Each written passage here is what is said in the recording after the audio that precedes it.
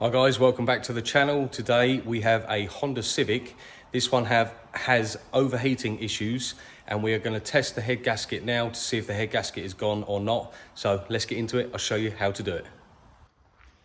So there are a couple of checks we can do. We can take the dipstick out and check the dipstick to see if the oil's gone milky. We can remove the oil filler cap. As you can see there, that is slightly milky, but not always the case because some cars suffer with condensation issues in the head, which can cause that in the cap.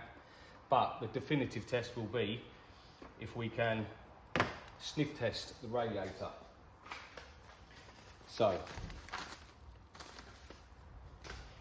here I have a little head gasket tester, which you can get. They are very cheap on Amazon. I'll put a link in the description.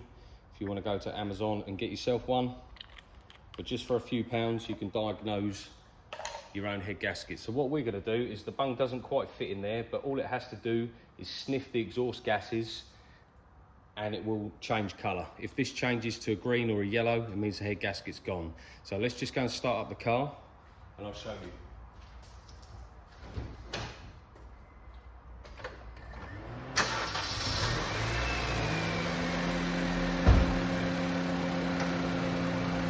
So with the engine running, we're just going to pop this over there and you can see the air that passes through. This is now detecting that exhaust gases are present in the cooling system and it has changed colour.